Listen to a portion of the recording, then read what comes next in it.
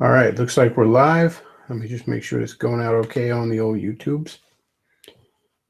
Come on.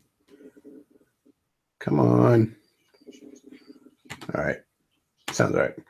Okay, so right now I'm by myself, but there's a few people who might be joining me over the course of this live stream. We'll see. Depends on whether or not. All right, you got me? Oh, there you are. We're live, Auntie Jim. Oh, okay. Let me turn my fan off. I'm sorry. It is hot as a snake's ass here. So. Oh, yeah, I was just saying there's a few people who might be joining us tonight. All right, so a couple of topics I want to cover. Batman the Animated Series from the 90s turned 25 today, so... No, that can't possibly be true because that means I'm really, really old. Yeah, I share that, but the Vox Day versus... What the hell is that guy's name? The Stormfront dude? Or the Andrew Stormer dude or something? Whatever. He was supposed to have a debate with that guy, and that guy backed out, so... And not too surprising. Yeah. The big thing I want to talk about is the Hugh Hefner article that I'll be reading shortly. But first, on the Vox Day debate, when we just heard about this today, I guess it was. I'm not sure when he posted it exactly, but I think it was today. I saw it today. I think you did too. But my first thought was, I mean, Vox is Anglin's intellectual superior. Vox is most people's intellectual superior. Vox could take, either position and likely win the debate. Just doesn't his ability to sling reason and or bullshit alone, just on his ability with words. On one level, it's disappointing that we have to have a debate on whether or not socialism is right wing in the first fucking place. But also, my first thought was it's not going to matter. Like, nobody, both sides would declare victory and move on with their day, is what was going to happen, regardless of who performed better. That's what was going to happen. I didn't actually think he would accept and then back out. Maybe he's just wanting to reschedule. I don't know, but we'll see. Yeah, I mean, if these dudes can come away from Charlottesville calling that a victory, they can come away from anything calling it a victory. Yeah. I was just arguing with somebody about Charlottesville, and I was like, the only thing that is going in your favor after Charlottesville is the fact that the left is bound and determined to overplay their hand. But when your only asset is your enemy's incompetence, I don't know if that's really a time to celebrate. Yeah, losing the race to the bottom is not the same as winning. Yeah, exactly. That's the best thing that could be said for the white nationalist movement right now, is it's losing the race to the bottom with the left. Right. I mean, who screws up more? Well, it's like that old thing about arguing on the internet being like the Special Olympics. Yeah.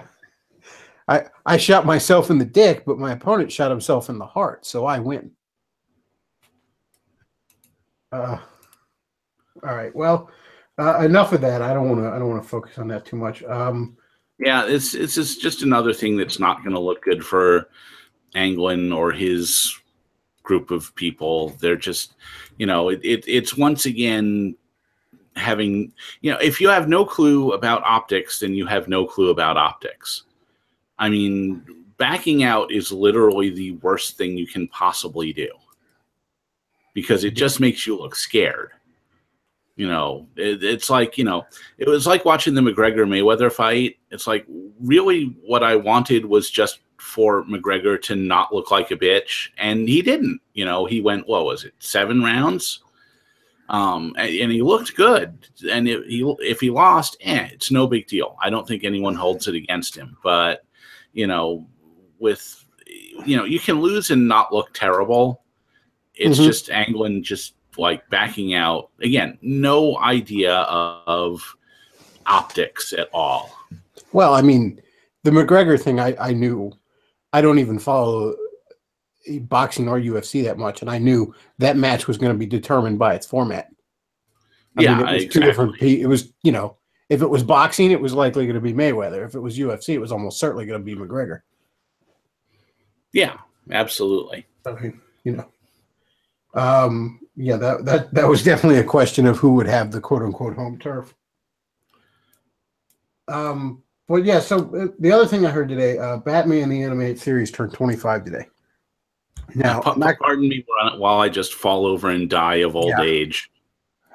I'm not going to spend a ton of time on that because there's not a lot to say that, I mean, it hasn't been said a million times, but that is one of the finest animated shows ever. And not only that, it was part of this incredible golden age of American animation that I think,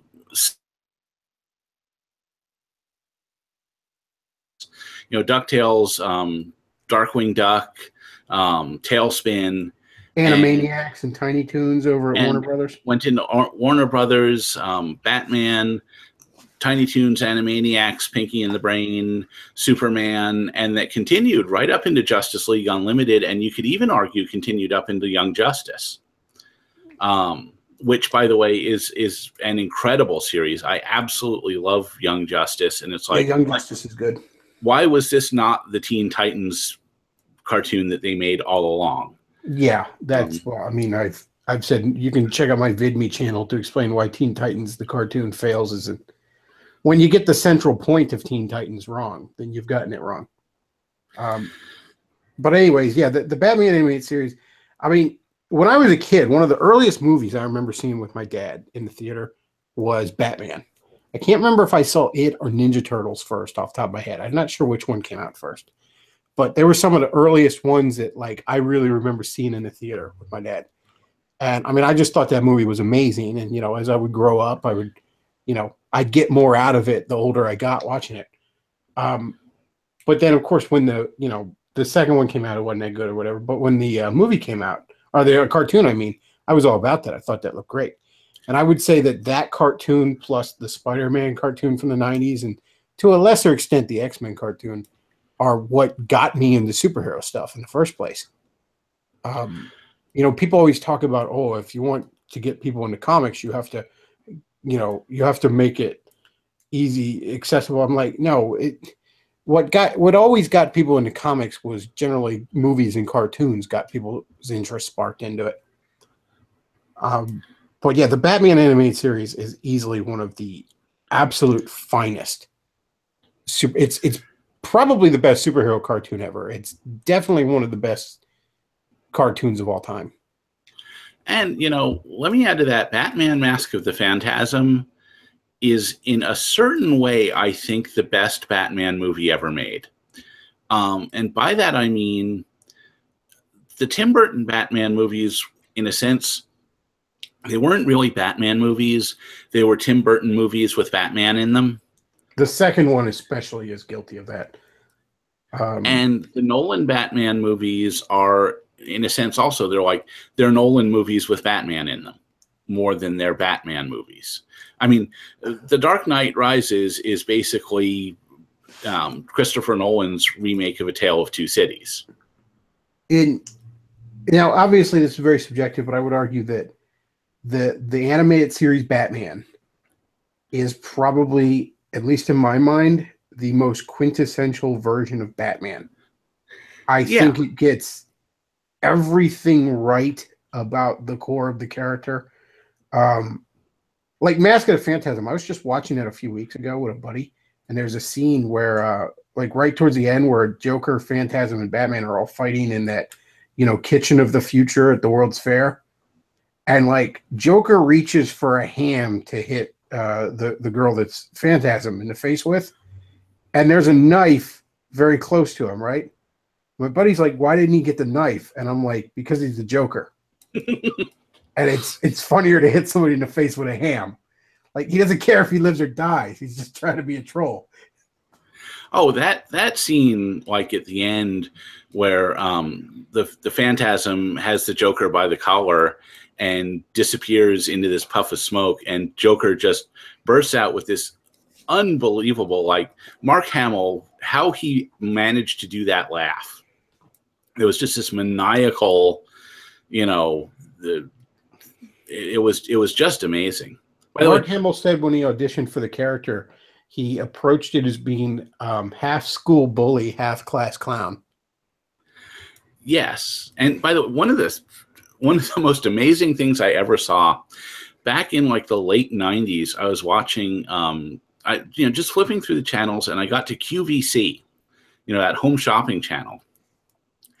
And Mark Hamill was actually on because they were doing some sort of auction of, Star Wars merchandise. And they were taking calls, and someone called in and asked him, could you do the Joker voice? And it's one thing to hear that voice on the screen. Watching that actually come out of Mark Hamill's mouth is just like the weirdest experience in the whole world. Like it weirded me out in a way until the Flash episodes where he guest starred, where he was basically doing the same voice. Yeah, he when he was the trickster, he really, that was a hell of a performance. It really was. I remember when it was, what was it, like 05, maybe it was 06, when the Justice League cartoon finally came to an end. Like Justice League Unlimited finally reached its end. And I remember, like, when I finished it, I was just incredibly sad for a moment, because it's like, I was 9 years old when Batman the Animated Series started. So this little fictional universe I had been watching for, I was in my mid-20s at this point, since I was 9 years old, had come to an end. And I was like, wow, how about that? Yeah, and in a way, I wouldn't want them to restart now, because as a one-time Legend of Korra fan, I understand you either get canceled early or you live long enough to see yourself get paused. And I don't even want to know what they would do now. Yeah, with the state things are in right now.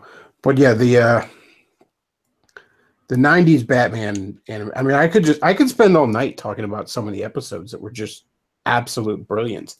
Like when Batman is investigating these series of bombings that are based off of a superhero TV show he used to watch as a kid called The Gray Ghost. And when he I love that episode. When he goes to talk to the actor who played the Gray Ghost, it's voiced by Adam West. Like that's just absolute brilliance,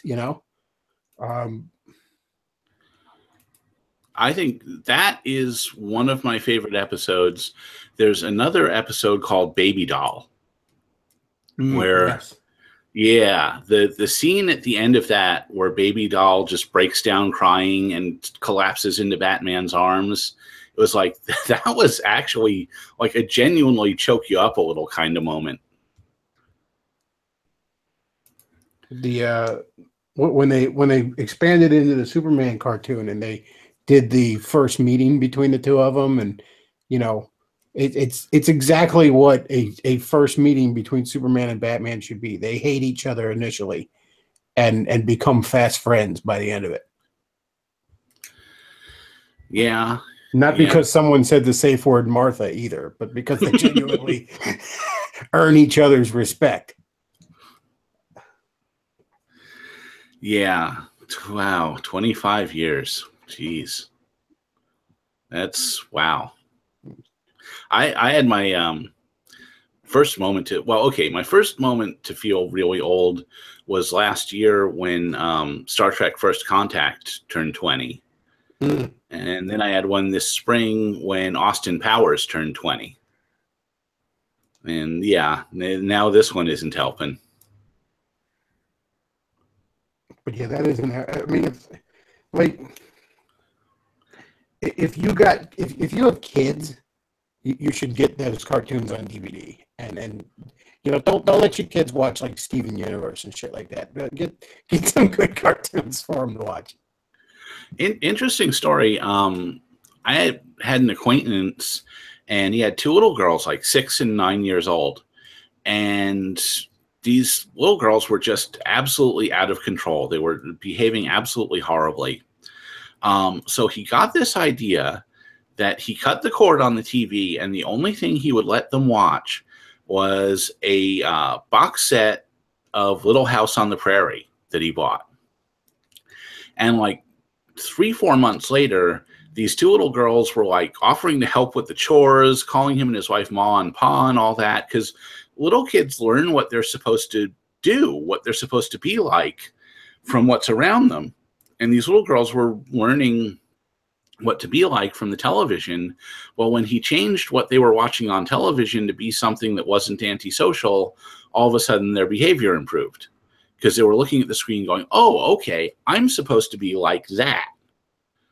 Well, you know, to me, I would do something very much like that if I had kids. And yeah, Batman is one of those things I would allow on the screen, especially for boys. You know, even aside from the morals, I just think like some of what we had, and I know I sound like an old fart saying this, but some of the cartoons I had as a kid, and I'm sure that you did, they were just smarter. You know, the problem with these SJWs isn't just the absolute poison they put into this, but they're just bad at everything. You know what I mean? Well, I mean, you could have a cartoon or a show that's great morals, and if it's not well done, it doesn't matter. You know, it's nice to recycle, but nobody wants to recycle because Captain Planet told them to. You know, and yeah, I feel like, at least when I was a kid, and it was certainly a renaissance of animation. Cartoons like DuckTales and Animaniacs or Darkwing Duck, or the Batman or Spider-Man or X-Men cartoons and stuff like that. The ones we remember, at the very least, none of them I felt like really talked down to kids that much. And I kind of think that, even aside from morals, is important. Because kids should be growing. One of the first things that I ever saw like that, and I'm a little older I think I'm about 10 years older than you are, was Robotech, when that first came on the air. And, that was the first thing I really watched that didn't treat someone my age like we were idiots or like we couldn't handle things. And I remember, the episode when Roy Fokker died, it was pretty dang quiet on the playground the next day. Because everybody was really getting over that. Oh, and by the way, just when I thought I couldn't like Razor Fist any more than I already do, he cuts a video about how he's a Robotech fan and how much Harmony Gold sucks for holding up the rights. So go watch that video, and yeah. All right. Well, enough reminiscing about old cartoons. If you've never watched the old Batman cartoon, it's on DVD. Go watch it. There's no reason not to. Yeah, so the other thing I want to talk about, and I'll bring up the article, and I actually remembered to put the article in the video description. So how about that? So this article, I saw it shared on Facebook. I'm not sure. I don't see a date on here. I don't know when the article exactly came out, but it's off ranker.com. I'm not really familiar with them, but it's by Rebecca Shortall, and the article is Life in the Playboy Mansion is pretty much hell, according to playmates who have lived there. The Playboy Mansion was once thought of as glorious, sexy hotbed of lust. These days, not so much, since it's presided over by a decrepit old man, constantly clad in pajamas and surrounded by women decades as junior. The entire vibe is beyond skeezy. That first thing, I get there's a bit of a feminist vibe in this article that I don't care for, but it's still a good article worth, I'll get to this by the end of it, but the portraying these girls as victims is horseshit. And, the guy's old, so that makes it skeezy. Because, it wasn't skeezy before. Let's see, But just how far beyond creepy does the experience of living there go? Several former playmates have come forward, a disturbing series of what it's like to live in the Playboy Mansions. Okay, so we're going to, cliff notes this a little bit. One of the complaints is the carpets are covered in dog poop. And apparently that's because, if you remember that show that have three main bitches had on, like, I don't know, E! or something, like that stupid reality show. They all had the little purse dogs, you know. Well, none of these bimbos were properly house training these dogs, so they were going all over the place, and I guess nobody there was cleaning up, you know. Which I'll get to that in a second. So that's just what that's about. Some of the bunnies self-medicate to get through the day. Holly Madison entered the national spotlight thanks to the e-reality show The Girls Next Door. That was what I was talking about. She was known as Hess' main girlfriend, but that position caused plenty of stress and despair, and she turned to drugs and alcohol to cope with being trapped. Being trapped, fuck you. Trapped in the Playboy Mansion. Madison candidly discussed her dark days in the book Down the Rabbit Hole. Okay, yeah, fine. Yeah, you know, you had to take some Quaaludes to suck his 90-year-old dick. Okay. Bunnies have to adhere to a strict code of conduct. That I don't think should surprise anybody. Hugh Hefner. Oh, hang on. Hugh Hefner. Bunnies are required to engage in group sex with Hugh Hefner. Again, people say that like it's shocking. What did you think their job was? But this is kind of telling here. The one girl says he doesn't really do anything. He just lies there with his Viagra erection. It's just a fake erection. Well, I guess it goes with your fake boobs. And each girl gets on top of him for 2 minutes while the girls in the background try to keep him excited. They yell things like, fuck her daddy, fuck her daddy. There's a lot of cheerleading going on. Each girl pairs up with another girl, and they pretend to have girl-on-girl sex while Hef is having his turn with the other girl. It's not real lesbian sex. We're just pretending. Nobody else likes each other there. There's also gay porn on in the background. Forney was telling me he was, I guess, going through Hef's wiki or something today when we were talking about this article, and apparently in the 70s, Hef admitted to being bisexual, which I think is more just a result of desensitization than anything else. As I said in my previous live stream, I think homosexuality is a bit more nurture than we let on, a bit more environment. Bunnies sleep on stained mattresses. This is so retarded. According to Bunny Isabel St. James, although we did our best to decorate our rooms and make them homely, the mattresses on our bed were disgusting, old, worn, and stained.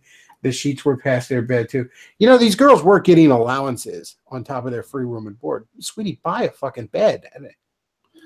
These girls were getting like $1,000 a month, or $1,000 a week, I mean, you know, with no living expenses. All right. No protection is used during group sex session. Well, when you're 104, do you really care about catching the clap? I mean, really. Bunnies aren't allowed to get jobs because being a bunny is your job. If life in the Playboy Mansion were so bad, why would women put up with it? Hugh Hefner offered them free room and board in addition to their weekly salaries. And once they were there, bunnies weren't allowed to find jobs because they already had jobs being bunnies. Let's see. Bunnies no longer get an allowance. This one's interesting. Hugh Hefner's living girlfriends used to receive a weekly allowance. Apparently, that's not the case anymore. I have to imagine that the Playboy empire is hemorrhaging money at this point. So, yeah. According to the Daily Mirror, women are only offered free room and board. This supposedly has to do with tough economy, which has even affected the Playmate of the Year prize. Apparently, they used to get a Porsche. Now they get a Mini Cooper that they can only return that they have to return in a year. It shows you how far the Playboy has fallen. And the last thing they say here, the gates are meant to keep the girls in, which is just some girl saying, they felt like the gates were, whatever. Okay, so this article is very interesting, but not, I think, for the reason the author intends. For one thing, I'm going to say this right now. I have, count it here, zero sympathy for these girls. Because all these complaints, right? Oh, there was dog poop on the carpet. There's like 30 of you in the fucking house. Maybe you could like clean up a little while you're in there. You're given free room and board.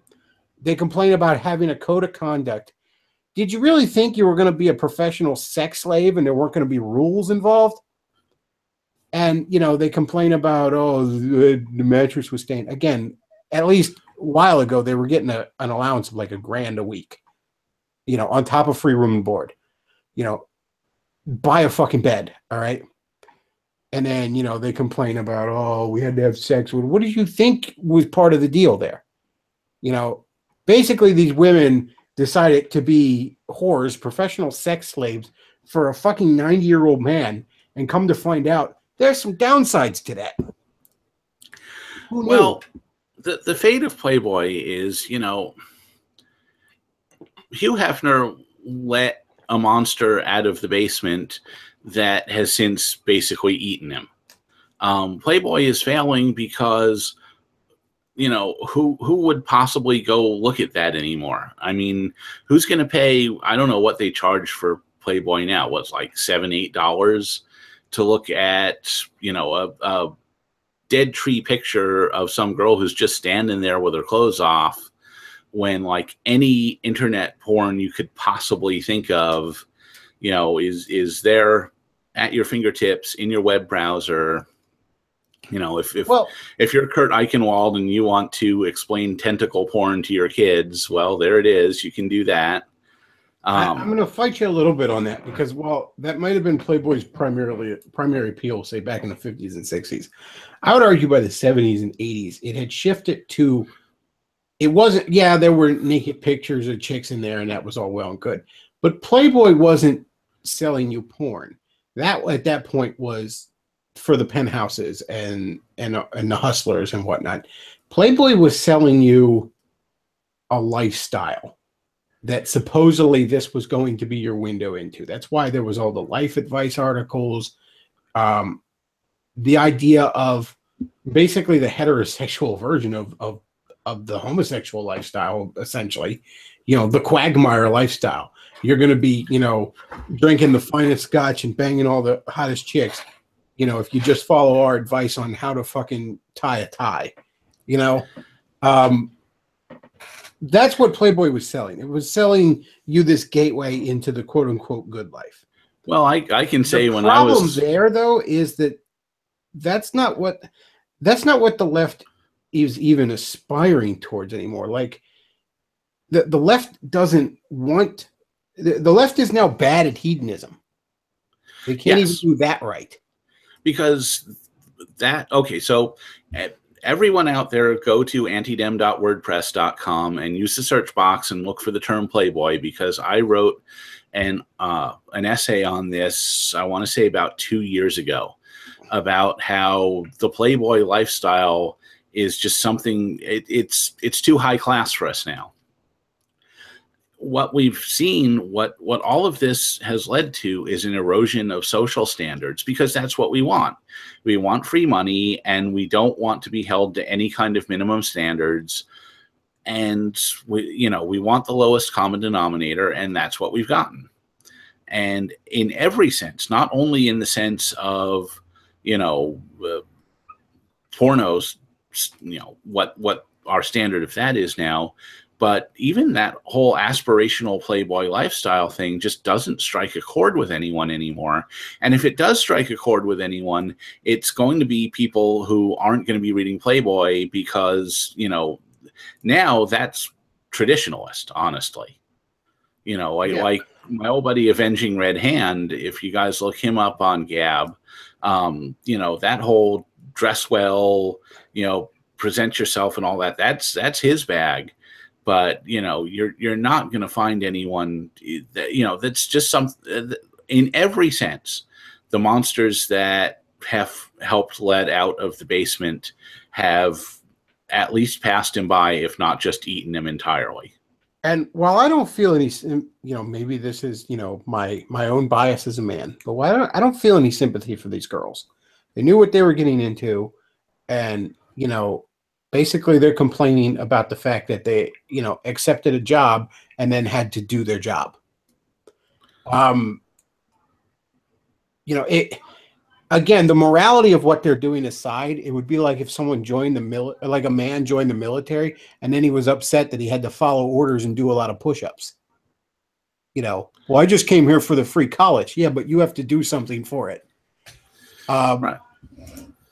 So on that level, I don't have a lot of sympathy for these girls. Boo fucking who? Cry me a river. When Playboy was doing well, Hef took care of these bitches. He gave them a pretty damn good allowance. He paid for college for these girls back in the heyday. And yeah, all they had to do was fucking behave and suck his dick when he told him to, and that was it. The fact that, you know, these girls are so spoiled they can't even, they got to complain about meeting their end of the bargain there. Well, I will say this though, I genuinely pity Hugh Hefner, and that's because I think that man is trapped in an unimaginable hell on earth. Far worse than anything these girls are complaining about. Because, and I remember this, and it was 2003, I believe it was. I saw Hugh Hefner's MTV Cribs, and you know he's doing a tour of the mansion, and it's a very impressive architecture thing. I hope when Playboy finally collapses, they turn it into a really high class hotel, because it is gorgeous. It is a gorgeous piece of real estate.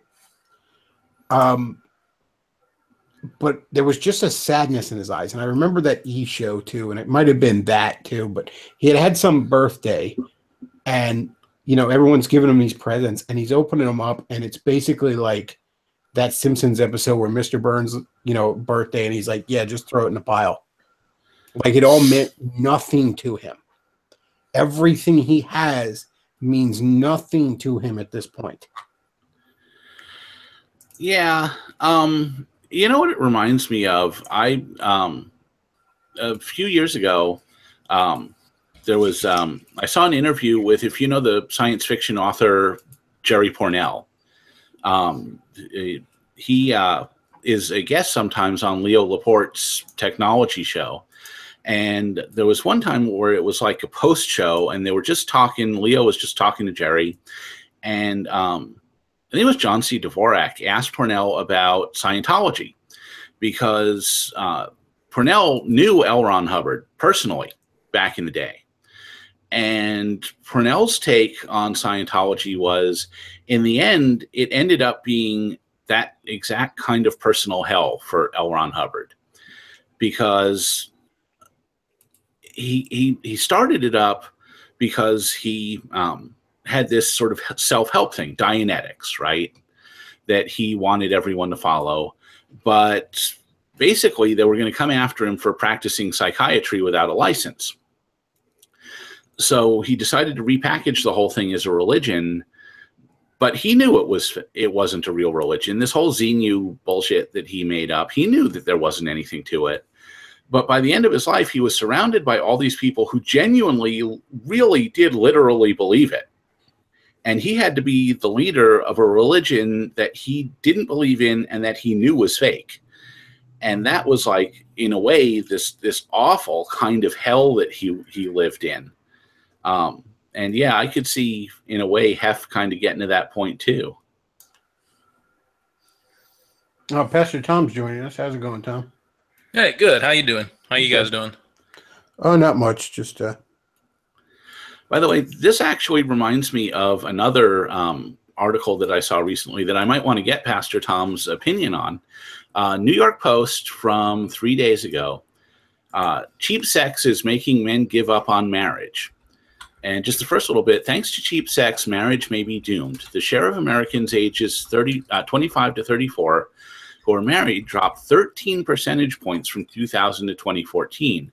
A new book by sociologist Mark Regnerus blames this declining rate on how easy it is for men to get off. Regnerus calls it cheap sex, an economic term meant to describe sex that has very little cost in terms of time or emotional investment, giving it little value.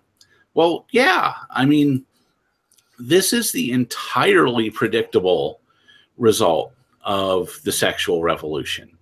You know, men don't have to buy the cow to get the milk for free, and so they're not.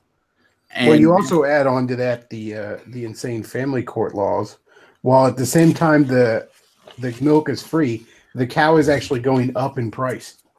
I was about to say, just watch any MGTOW video or read any MGTOW website, and they'll tell you the exact same thing from the man's point of view. I mean, I think, at least with porn, I think a lot of people that say men are choosing porn over women, I think men are resorting to porn just because of the terrible state of the sexes. But most guys don't choose that over women. You know, I got to disagree a little bit with that. I don't know. I don't. Maybe once like you get addicted to the stuff, but most guys, I know, most healthy young men, you know, a 6 in the bed is better than a 10 on screen. But it's a lot. But porn is a lot easier. I mean, with porn in your mind, you can get a 10 out of 10. And not only that, but you know, like in Japan, the problem isn't. I mean, it is porn, but it's also sort of the 2D waifu phenomenon of you have this representation of a woman that's like the platonic ideal of womanhood. And, you know, in many sense, you know, I've seen articles that say porn is basically ruining sex because it gives men these unrealistic expectations of what sex ought to be like that women feel the need now to live up to keep men's attention, and like it's not enjoyable for them anymore. Same thing, you know, you get this waifu who's like this literal platonic ideal of womanhood. And while, you know, I've spent my share of time, you know, I've got my Belle Dandy posters up on my wall too, but, you know, yeah, in a sense, no woman could live up to it. And of course, that's made worse by the fact that modern women don't want to. Yeah. I mean, it's not just one issue, I think. I mean, there's a multitude of things that are affecting this. And of course, different people respond differently. I mean, you know, so not everyone is the same. But I do think for many men, just, you know, it is a lot easier to resort to pornography. I mean, you know, if you get an urge, you know, you get online and then what, 15, 20 minutes, you're done. You move on. You know, that's a lot different from a date, you know, where you have to go out on a date, you have to spend money on the date, you have to try to woo the woman, you have to try to, you know, convince the woman to come back, and then you have to work out all the mechanics of, you know, the sexual encounter. And so in that sense, again, and that's assuming that she's in the mood in the first place, you know, so it's a whole lot more work. And I think a lot of men just are not as much interested in doing that amount of work. Now, having said that, I don't think any guy wants to be completely alone. You know, I think there's a lot of guys who like to go out on dates on occasion. And that's why you'll see, you know, guys who will date, but they won't ever marry. They won't have a committed relationship. They'll go out on date and it's like, okay, she's there when I get lonely and I want to go do things with people. But in all the other times when I just want to do whatever I want, well, I've just got porn. And it's not just porn, but it's also the Tinder hookup. Which is, you know, I think in some ways even worse. You know, society, speaking, and this almost brings us back to Playboy, you know, any society can take 5% of its women being outright prostitutes. It can't turning like 90% of its women into not quite exactly prostitutes, but, you know, if Tinder hookups are a lot morally better, I don't particularly see how. Yeah, I don't know. I think it's the moral equivalent between somebody taking a crap on your face and somebody peeing on your face. Hey, now let's leave R. Kelly out of this. If you had to choose one, I think I know which one is less unpleasant. But yeah, I mean, if you had to choose, who wants to choose? As I like to say, it's like having to choose between herpes and AIDS. I mean, it's a clear choice, but ideally, you don't want either. Yeah. But you know, again, that's not everybody. I'm not saying that's every guy. I'm just saying that to say that there are not guys who are thinking in that way, I think is wrong. Well, what I really found fascinating about this article, and again, because it's something I've observed from this guy in a long time, and it's just how hollow this, you know, this veneer is. You know what I mean? It's he's got this perfect life that so many, you know, from a strictly earthly perspective, this is everything you'd want. You know, you live in a giant mansion, you're rich, you know, you have a small army of you know, concubines in their prime. I mean, what more could a man want? And he's miserable with it. Well, of course he is. I mean, women are miserable too. I mean, and I don't just mean the ones in the Playboy Mansion. I mean, all of them that sort of fell for this whole modernity thing. It makes them miserable. They don't like being cat ladies at 45 alone in an apartment with box wine. I mean, that's what makes them angry. That's what makes them throw themselves into all these social causes. The other thing that struck me, and I used to, like, every once in a while catch that show that was on E!, that reality show about it. And, you know, every once in a while, the the curtain would slip a little bit, and you'd see glimpses of what was really going on there. And Hugh Hefner's ex-wife, who he, I guess he divorced in like 59 or something like that. She's still very close to him and still runs, or at least years ago, who knows now, this was like 10 years ago easily, but runs large portions of his business and stuff like that. And it honestly felt like that was probably a woman Hugh Hefner genuinely loved. So just what I know of the nature of men and all, I have to imagine that no matter how many beautiful young ladies hop on his lap each night, none of them is the same as when he closes his eyes and imagines the woman he loves in her prime. Well, I mean, there's deeper things than, just making your genitals feel good. There's deep, love that's not the same thing. And there's a difference between doing acts that just do that versus, I hate to use the word, but I mean, genuinely making love with somebody, having sex with somebody that you genuinely love in that sense. One is a lot more deep and one's a lot more real, and it's a stronger commitment. The other one's fleeting. It's just, whatever, however long it takes you to get off, and then it's done. People have to be pushed into doing what is long-term in their interest.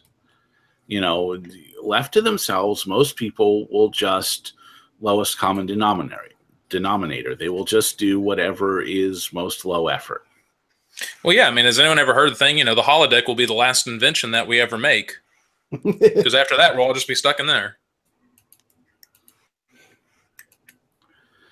But yeah, there's guys like, Raging Golden Eagle, the YouTuber, he's pretty popular. He says things like this all the time. Hell, Clary says stuff like this a lot. And, I understand, this isn't going to change until we change the incentive structures around it. We have to fundamentally change our society. It's not just telling people, man up and marry that hoe. That's not going to work. Nobody wants to, and nobody should want to. Well, I mean, I think that's a part of it, but I think, on the deeper part, it's going to take people changing themselves too. It's going to take men and women recognizing that they both have some issues. There are issues in both sexes that really need to be changed. And, in one perspective, if the church really wants to address this problem, the church needs to stop playing softball with women and actually recognize that they're sinners and they need to repent of things too. Oh, the whole fireproof thing needs to go away. Oh, yeah. And yeah, that's actually something else that struck me with that article. As these girls are complaining about these terrible, terrible conditions they had to put up with. And I just couldn't help but find myself thinking, like, what in God's name did you expect? This is exactly what you signed up for. And you're upset that it's not, sunshine and lollipops all the damn time. I couldn't help but notice how spoiled those girls sounded. I mean, I'm sure it's not the best situation to be in.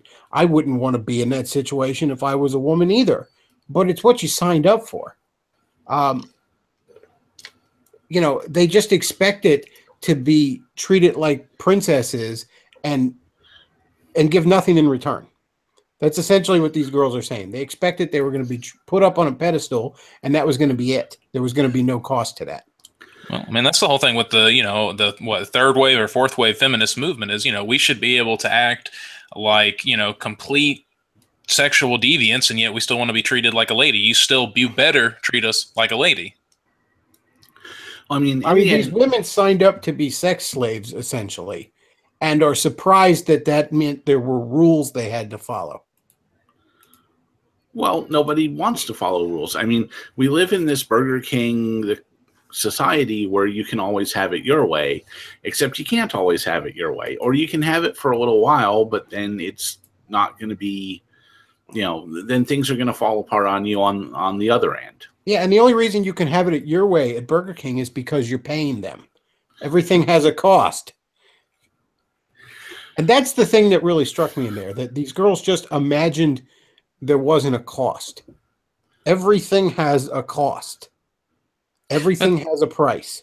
Because I mean, they've been told that there isn't a cost. I mean, you know, again, and like you know, there's a lot of things out there that tell them, well, you know, you can act however you want, you can do whatever you want, and there is no cost to these things. Well, because they don't ever face the cost. I mean, look, you know, look at how businesses have to be just scared shitless of ever firing or disciplining a woman. You know, you know, you think they want to end up with an EEOC lawsuit on their hands? No. Well, I mean, You know, my wife and I, we were just, you know, I was being nice, and we watched the movie Picture Perfect, which is some chick flick with Jennifer Aniston. This woman is horrible in that movie. I mean, she is just terrible. She uses these men that she's with. She's a horrible person. Still ends up with the guy. He's just falling over in love with her. Just anything he wants to do is just make her happy. Doesn't really learn a lesson. Doesn't really change anything. I mean, again, my wife and I both hated that. We didn't know what it was when we were watching it, but I mean, it was just ridiculous. You know, we just thought it was, you know, a stupid brain dead chick flick movie. But no, this was just, again, I mean, you know, be as horrible as you want, still get the guy. He'd be the bad guy if he didn't want you. I mean, in the end, you know, marriage can't be fixed until women are fixed. Women can't be fixed until our culture is fixed. And our culture can't be fixed until we just tear egalitarianism out of our lives, root and branch.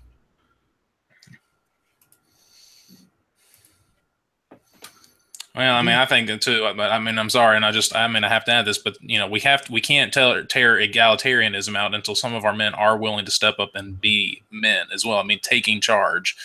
And there are men who do not want to do that. There are men who do want to do that, and I recognize that the culture fights against them, but there are some men who are more than happy to let other people and to let women step up and lead when that's that, you know, men should be stepping up to lead instead. I mean, again, that's the thing within the church. It's much easier to get women volunteers in the church than it is to get men volunteers. I don't even think, you know, and I'm not to nitpick your phrasing, but I'm going to go all Arini grammar Nazi there. I don't even think saying want to step up is the right way to put it. I think willing to, because part of the problem is people need to understand that, you know, you have to do things in life you don't want to do. Yeah, fair enough. You know, you don't. You know, you're working for a living. You don't want to get up in the morning and go to work. You know, nobody wants to get up and go to work. That's why they have to pay you to be there. You know, if you want to get in shape, you have to go to the gym. Nobody wants to go to the gym except for the, you know, a handful of the psychopaths that have gotten all masochistic about it. But generally speaking, you got to do things you don't want to achieve, you know, greater ends. And this idea, well, I don't want to do it. I don't want to do it. Nobody wants to do it. You think anybody really wanted to go off and die in a war? Again, maybe a handful of lunatics, but most people just did it because they had a duty to do it. They needed to do it. Well, the thing is that I mean, if you're going to wait, you know, if you won't change yourself until the world changes, then you're never going to change. If you're waiting on the world before you'll change, well, I'll change once they change. And, you know, I'm sorry, but that's sort of the same mentality as a lot of these progressive psychopaths who care about racism all the time in the sense, you know, it's like, as soon as, you know, white people can admit their privilege, well, then we can have a discussion. What kind of nonsense is that? It's the same kind of concept here. You know, you've got to change yourself first. You've got to do the things that you know to be right, that you're supposed to do, that are the right things to do, regardless of what the rest of the world does. And that's not saying that we can't talk about what, you know, the issues that are in the world, the things that need to change, but that doesn't, you know, again, whatever the world's doing, that doesn't have to affect what you're doing. Well, I mean, look, in the end, most people need and want to be taught and to be led.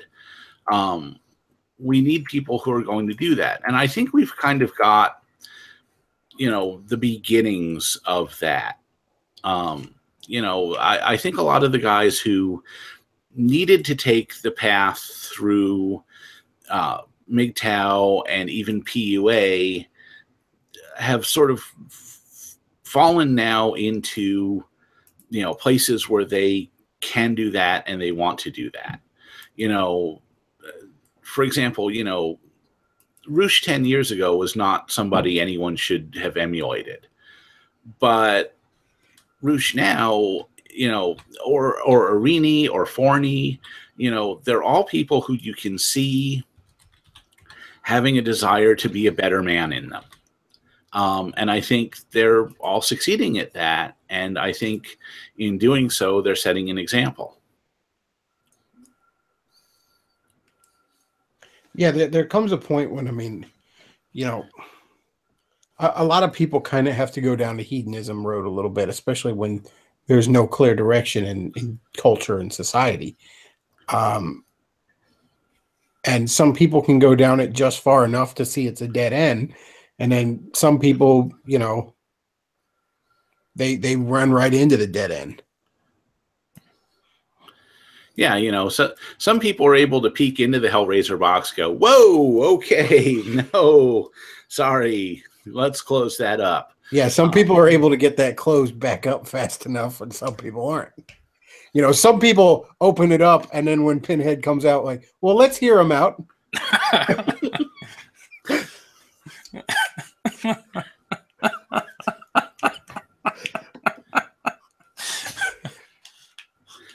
Can't judge a book by his cover, can you? We have such sights to show you. Let's see what let's see where this has. goes. Let's see how this plays out.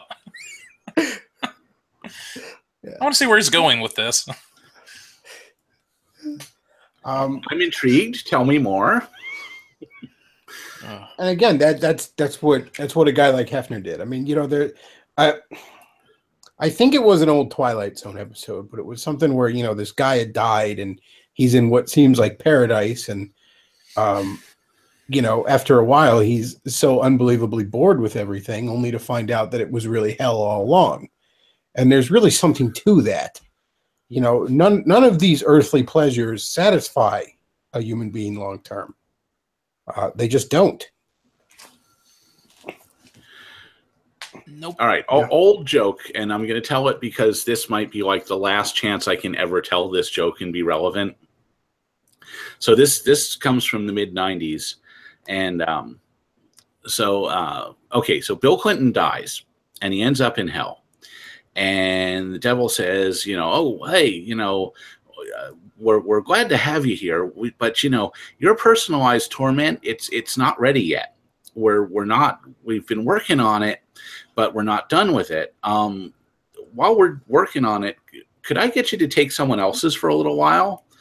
And so Clinton's like, well, what do you got? So the devil takes him this big hallway full of doors, opens up one door, and there's Ted Kennedy. And he's in a car when it's sinking down into the lake at Chappaquiddick, just slowly sinking, and it never stops. And Clinton goes, I don't know, man. Why don't you show me another one? I said, okay, fine. Opens up another door. There's Jack Kennedy, and like this hitman is strangling him in Marilyn Monroe's bed, right? And Clinton says, I don't know. I don't think I like that one. Opens up a third door, and there's Ken Starr. And right, it looks exactly like the Oval Office. There's Ken Starr sitting behind the desk at the Oval Office, and Monica Lewinsky is sucking his dick. And Clinton goes, oh, hey, man, I like that one. Give me that one. And the devil looks inside and says, okay, Monica, you're free to go.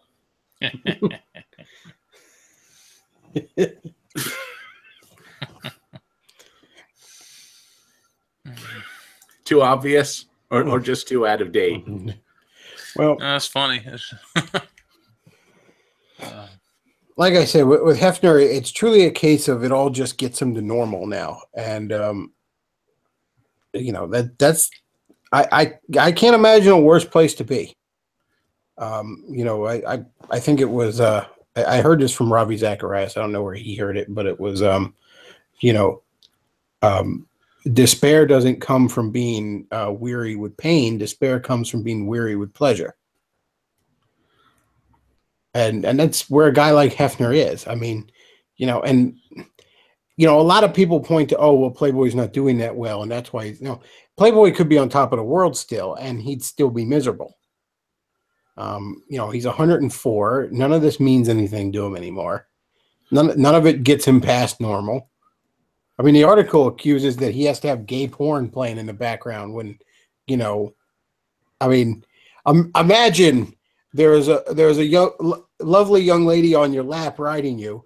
There's a bunch of women in front of you, you know, basically performing for you, and you still like, throw some gay porn on too, because this just all isn't wacky enough for me yet. This just all isn't doing it for me yet.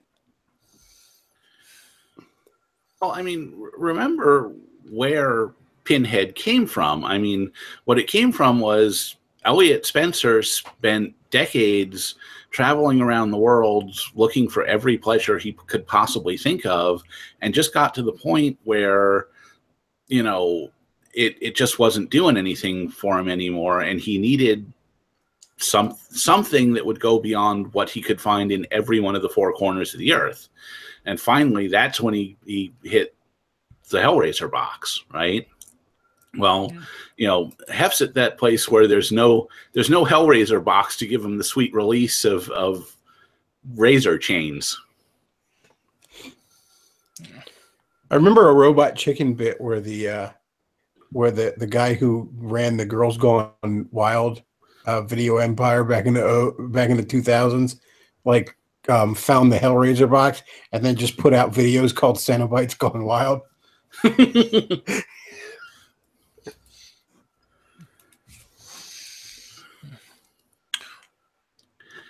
Well, the other thing that I saw, did you see the thing today where Countercurrent, so basically Grinder Greg's outfit, released an article talking saying that Charlottesville was a smashing success? Oh yeah, I saw a buddy of mine shared that somewhere on Facebook, and I'm like, I mean, first of all, you know, I didn't even bother to read it, but it's like, wow, if Grinder Greg's site says it, I mean, you can take that to the bank, right? How is he measuring success? Yeah, I mean, you know, we don't want Confederate statues to be torn down, and the rate at which they're torn down ended up accelerated. So, I mean, you can pretty clearly call that a failure. The only thing the article said that was remotely true is basically that the left is overplaying their hand.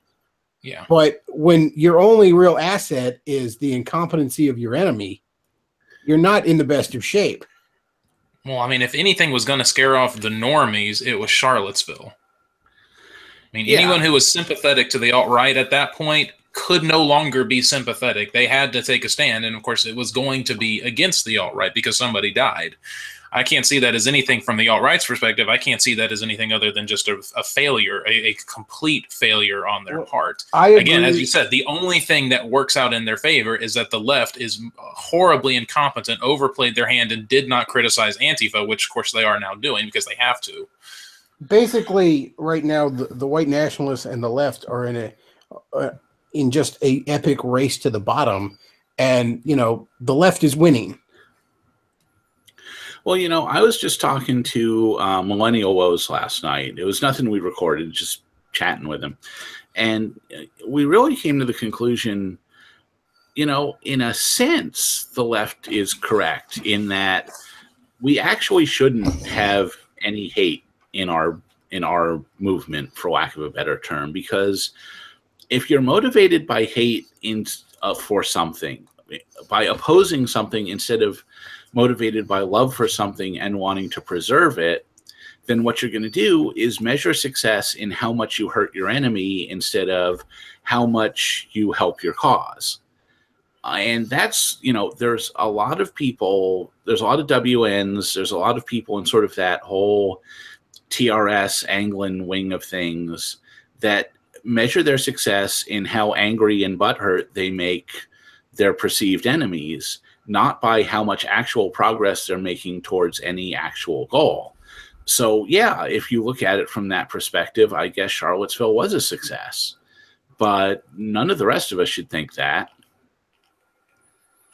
Yeah, I mean, of course, again, that's assuming that the left, you know, they operate completely on hate too. It's just that they, you know, the left are filled with some of the most hateful people in the world, but they use they're very similar. Again, I'm not saying that they're exactly the same, but they're very similar to ISIS in that they use equality and love and all of these things to justify their real desire to express their hatred and their love for violence. I mean, this is what the Antifa people are doing. Of course, a lot of people on the left do that as well. Many of them will, you know, say, you know, their desire to look virtuous, you know, well, I'm raising awareness. No, you just want attention.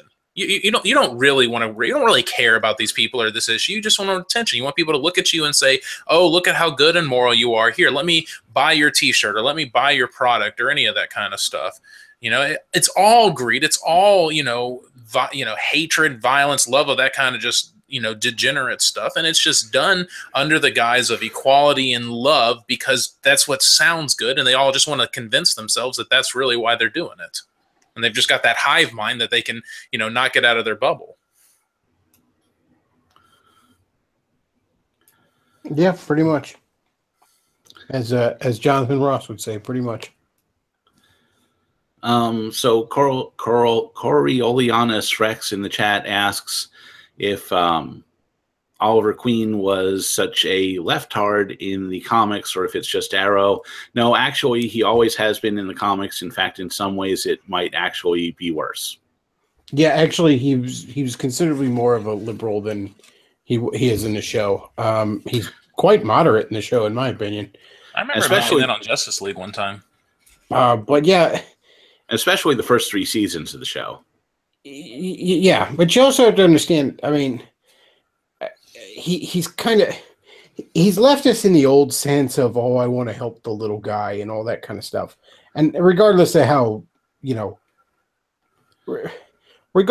wise any of those leftist policies back then, there were at least decent people that held him back then. It's not like today when a leftist is basically someone that hates straight white men. Oh yeah, no, I mean, that's the thing. Like, I know a lot of people who are like, in their 40s and 50s, and they're actually registered Democrats because they believed, again, they were one to help the people. They just thought that given government, the power, the authority to do that was the way to do that. But they really just feel isolated from the party at this point because they're like, I didn't sign on. This is just it completely changed. A lot of the people that I minister to, I'm just kind of hearing about it from them because again, they were registered Democrats. I mean, some of them still are. Yeah, so. Green Arrow is a character. I mean, yeah, he's leftist, but he wouldn't have a place in the modern Democrat Party. He'd probably be voting green or something because, Yeah, literally. Yeah. But that was actually part of the deal back in the Silver Age. Why they frequently had him team up with Green Lantern Hal Jordan because Hal Jordan was a Air Force pilot and a very, very conservative type guy himself. So, it was just a way to, play off an odd couple against each other, basically. Well, and I mean, that was the thing. That was one of the things about, old American politics is it's like, the two parties, they kind of wanted the same goals, but they were just sort of, how do we arrive at these goals? And that's really where the split was. There wasn't as much division about where they wanted the country to go. It was just, well, how do we get there? I mean, again, there's some of that, of course, but nowadays it's just the goals of the leftists versus the goals of everybody, right of Stalin are just so completely different. That's why you just have this huge divide. I mean, again, most people just want to be like left alone, and the left's like, no, we just have to have all of this other crap thrown in there, white privilege and all this other straight privilege, heteronormative. We've got to throw. I mean, they just want to tear down society. Some of them just to watch it burn, and then others that way they can rebuild it in their own pink-haired weird vision. Yeah, I don't think Green Arrow would the classic Green Arrow character from the comic books probably wouldn't have disagreed with the statement that men have penises. So by today's standards, I guess he's not. He's left wing in the sense that, like, I don't know, Sargon is left wing. He's about that far left, which these days is actually kind of moderate, sadly. And hopefully without spamming you with gay porn on his Twitter feed. Yeah. I don't think he had a lot of interracial gay porn stuffed in his. That's what he starts shooting in the arrows. Pops up and all these gay porn things come out. Big black dildos on the end of the arrows. The villain just leaves because he's like, I'm very uncomfortable. I don't want to do this anymore. You had to make it weird, man. By the way, so I don't think that I had picked up a comic book other than manga in like 20 years before I started watching Diversity in Comics' videos. But they are really a fascinating portrayal of everything that's going wrong with Marvel and the comics industry in general. So if all of you out there aren't watching Diversity in Comics, search for him on YouTube, and it's really fascinating stuff, even if you're not a comics reader. Yeah, both him and Captain Cummings are doing really good videos on what's going wrong in the comic book industry right now, mostly at Marvel. DC is, I mean, you know, they're hardly woke and red pill, but they at least are not trying to, you know, actively tell their customers to fuck off. Well, one of the videos I saw that I don't remember, Bechtloff, whether I forwarded this to you or not, was he actually recently did a video on like that there have been really good women writers in comics in the past. And it's just not what you're seeing now. Oh yeah, there always have been good women comic book writers. The thing about it, well, I shouldn't say always, but for a very long time there have been. The thing about it was they were always the exception, and the reason being is, I mean, the superhero genre in general is, you know, at its core, you could boil it down to just being celebrations of masculine virtue. And there's not a lot of women that are going to get that. Gail Simone, while right now she's a bitter old feminist cat lady, used to be pretty good in the 90s and late 90s, early 2000s. She did some decent stuff. Ann Nesenti is probably one of the best Daredevil writers in the history of that character. There are some solid female comic book writers, superhero writers. I mean, that woman who directed the Wonder Woman movie, I think did a fan. I mean, I know it's women directors, but I mean, you know, she did a great job, I thought, on the Wonder Woman movie. Yeah, the Wonder Woman movie is solid. I mean, and there's been plenty of female characters that have, you know, had successful books, had successful stories and all. This idea that, you know, it was always this strict boys club. The feminists always want to paint this picture. It was mostly guys that were into it. It was mostly guys that created it, and it was always going to be that way. But it was never just guys. You know, I mean, the thing, like, thinking about it, I mean, you know, a lot of guys find a strong woman attractive, but there's a difference between a strong woman versus a man-hating woman, you know? And I mean, again, I think that's one of the things that a lot of the feminists like. That's why some female modern characters just kind of suck nowadays, is because they're not strong in a feminine sense. You know, they're strong in this, I don't need no man, I'm better than anybody kind of sense. I mean, you know, it's kind of like the difference between, you know, I hate to use this example just because I know it from the source material, but it's kind of like the difference between, you know, Rey versus Princess Leia, you know, which I mean, again, I hate to use a Star Wars example, but I mean, you know, Rey is just like, you know, she don't need no man, that kind of thing, which is just stupid, versus Princess Leia, who's strong, but is okay to be feminine at the same time, you know? A really good example of this was a lot of the classic dynamic of the Fantastic Four. On paper, Reed Richards is the leader of the Fantastic Four, but in very, very real ways, Invisible Woman is the leader of the Fantastic Four because she is the mother of the group. She almost sort of more often than not kind of leads from behind. She influences Reed in a lot of ways. The dynamic there, she was an incredibly strong character and incredibly strong in a feminine way. A great female character I used to love was Carol Danvers, who used to be Miss Marvel and now goes by Captain Marvel. Miss Marvel was a character that was kind of a bit of a fuck up because, well, the reason Rogue and the X-Men can fly is because she permanently absorbed that power from fighting Miss Marvel. And by doing that, also put her in a coma and gave her massive psychological problems for a while. Because, you know, Rogue is an energy vampire that'll rape your soul. That's her power. And for a while, that caused Miss Marvel was an alcoholic for a while, kind of a bit of a screw up, always a B-list character. And then just right around after, around 2012, some of the SJW forces in there just decided, no, she's just going to be an absolute perfect, strong, independent woman, don't need no man, and we'll top it all off by giving her a lesbian haircut. Well, yeah, as DNC refers to this as Carol Manvers, and Yeah. he just did a video on this. It goes along with one he did maybe about a week ago, where with the same thing of just these, women who look like men.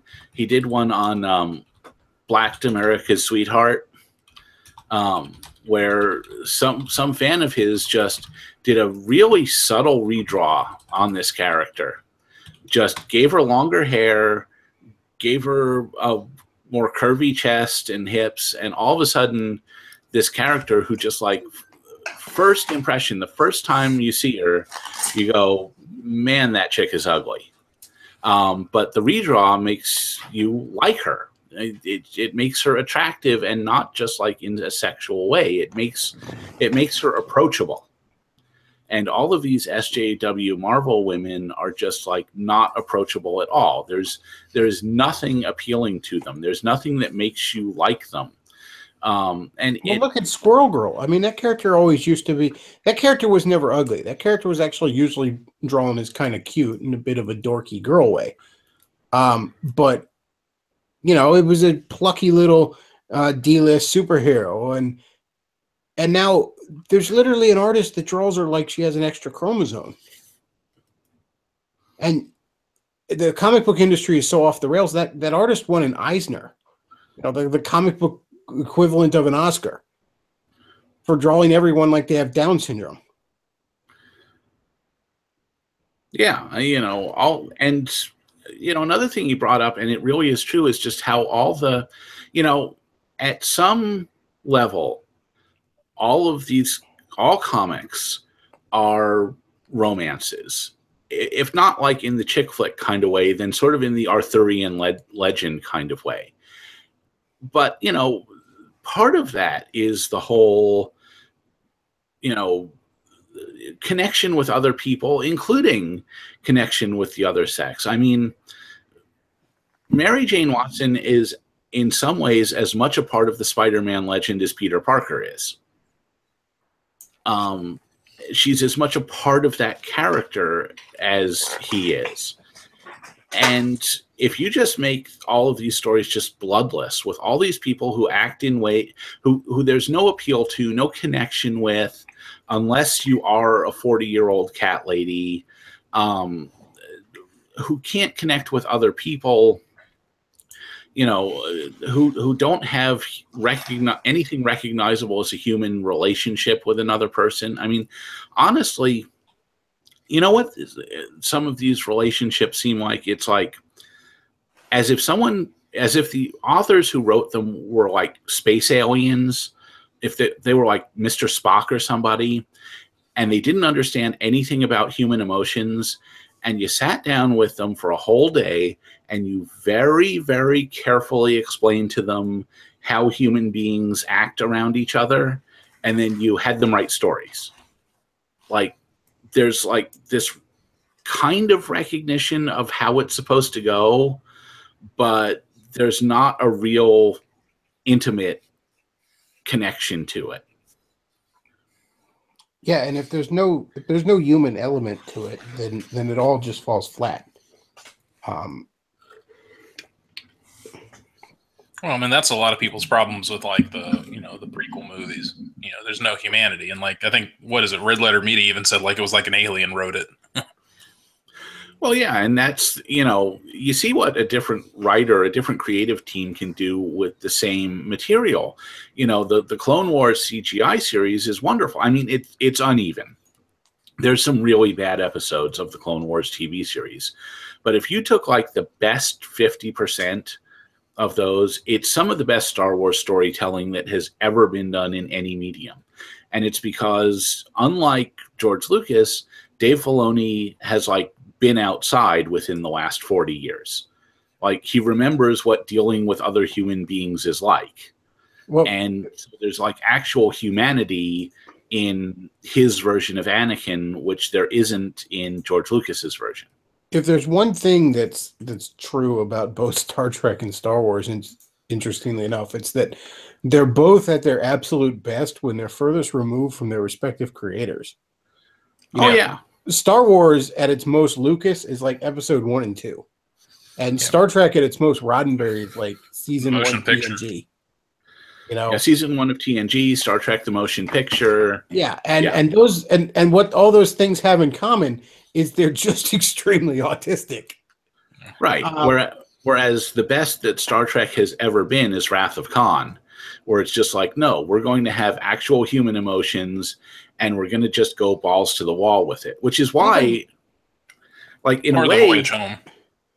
Even like what Trek or Next Gen tried to do when it was quote unquote the more diplomatic and cerebral show than the original. You look at an episode like Measure of a Man when they had the big trial to see if Data had rights. Like, that's a tremendously well done episode. And it's basically nothing but a bunch of people talking for an hour. But there's actual weight and emotion to what people are saying. You know, the episode doesn't feel like it was written by Data. Yeah, exactly. Well, I mean, yeah, I think Deep Space Nine covered this great. I mean, you know, with Ducat, you know, really fleshing him out, and, you know, in the Pale Moonlight, where you have Cisco going through this really tough, you know, moral decision where he basically cheats and, you know, lies in order to get the Romulans into the war, and he's trying to justify this whole thing to himself. I mean, all that's, you know, really good, really entertaining stuff. Well, it was the competition from Babylon 5 making Star Trek not be like Star Trek. Yeah. I mean, Star Trek had good ideas, but it was the better writers that really, you know, pulled it through. Which unfortunately, again, both those franchises were at their best when better writers took the very interesting worlds or universes that Roddenberry and Lucas came up with and put humanity in it. Yeah.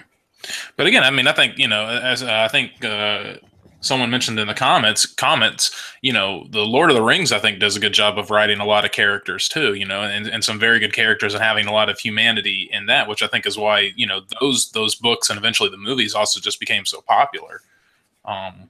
You know, you really want to, you know, you feel their struggle. Well, you know, Lord of the Rings is, for obvious reasons, very biblical. You know, like Frodo, one thing you see about the prophets again and again and again in the Bible is, you know, God talks to them and says, I've got this big task for you to do. And they go, whoa, not me. Come on, pick somebody else. You know, same thing with Frodo. He's reluctant to do it, which was what makes him the right person to do it. Just the worst things happen to him, just like the prophets. By the way, I'm in the way middle. It was explained. I remember, like, why does Frodo take the ring and none of the more powerful guys take the ring if they're more equipped to handle the journey? And that's because, you know, if the ring corrupts them, then they're so much more dangerous. You know, somebody like Gandalf dare not hold on to it because if he's corrupted by it, then, you know, he can lay waste to half the world. Yeah. If Frodo's corrupted by it, he'll turn into a little goblin, like, you know. Yeah. Yeah, I mean, that was the whole point with, like, Gandalf and everything. But no, a lot of biblical themes in the Lord of the Rings. I mean, obviously, you know, you got the Return of the King and that kind of stuff. But a lot of good stuff.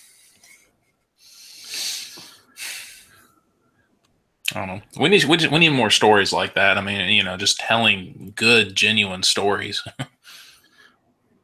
Well, you know, it's something that I wrote years ago saying, you know, if you want to write a Christian novel, don't start out to write a Christian novel. I'm actually going to do a blog post coming up here. I've been meaning to do it for ages, but I swear I'm going to get to it before too long about how the greatest Christian movie of the last 100 years is Pulp Fiction.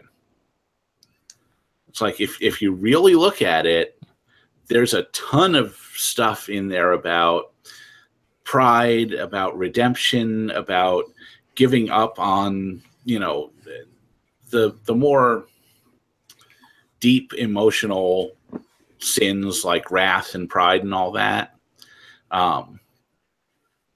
And I think it's worth 100 movies like Fireproof. Well, I said before, I think, the Hellraiser movies, although a lot of them aren't very good, have more interesting things to say on the nature of temptation and sin than, 100 so-called Christian movies. Yeah, I think Christian movies, they try way too hard to be sanitized. They're trying to present these issues in the most, middle American kind of way, rather than actually getting, as dark as perhaps you need to get. I kind of made this point on my show, talking about video games. And I mean, you want to think about it in this way. You take a game like Silent Hill 2, which is basically a whole thing about guilt and just, the crippling weight that guilt brings upon you. And it's like, that's something that Christians could actually speak to. That's a very real emotion. Everybody has this problem of guilt, but how many Christians just stick their nose up at the game Silent Hill and just it's one of those bad games, you should never play it, when it's telling this message here that's something that again, Christians can actually speak to that. Yes, we do have this guilt. Look how destructive it can be. Horror stories in general are often accidentally very Christian, and they're almost always inescapably K-type. Just because, I mean, when you're dealing with, there's no appeasing and making peace with Freddy Krueger. You're dealing with an inherent existential evil that must be dealt with. But yeah, a lot of Christians don't seem to understand not every story needs to be G-rated. And also, it's more often than not better if you have a point to make in some form of fiction to be asking questions and to hit somebody over the head with an answer. Well, right. You can kind of push people in the kind of direction you want to go, but no, you shouldn't just, absolutely be beating them in the head with it. That movie Courageous, which was sort of sequel to Fireproof, the spiritual sequel, I guess, it literally ends on an altar call. It is that sloppy of storytelling. Like I just expect a director to walk on the camera and go, get it? Mm-hmm.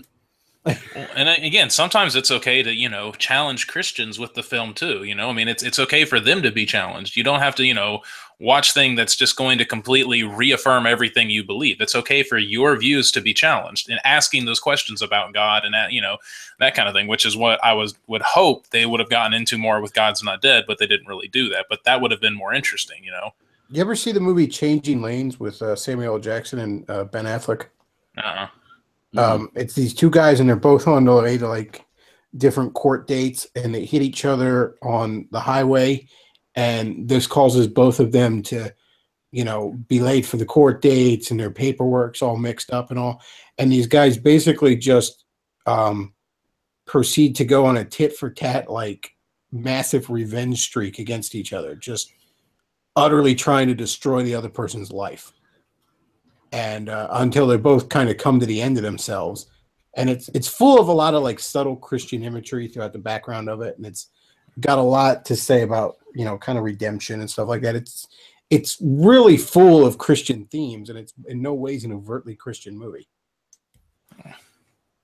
Yeah, to sink easy in the chat. Yeah, basically the sort of central theme of what I'm going to write is more or less going to be Vincent and Jules as Dismas and Gestas. And yeah, a lot of Christian movies are crippled by the need to be G-rated, which hurts them because you can't really show great redemption without great sin. Otherwise, what are you being redeemed from? Right. Sin isn't G-rated. Yeah, exactly. Yeah, the Bible isn't G-rated.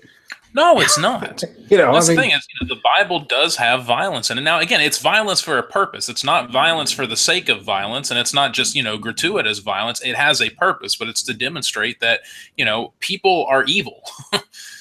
People do horrible things, and that's what you say. You see people do horrible things to each other in the Bible. Like you had this one Canaanite king who used to cut off the thumbs and the big toes of his enemies and force them to live like dogs at his feet. That's a horrible thing, but again, that's not G-rated, I seem to remember one military leader who banged one of his top men's wife and then had him killed. Yeah, David did that, absolutely. And of course, you got what happens in Judges with that woman who is, basically raped, and then she's killed, and then her owner cuts her into pieces and then ships her off to different parts of Israel.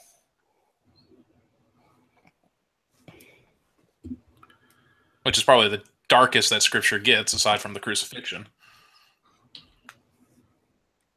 But yeah, I honestly knew Christians in the church when I first started going heavily to church that had never seen the Passion of the Christ because it was just, too harsh for them.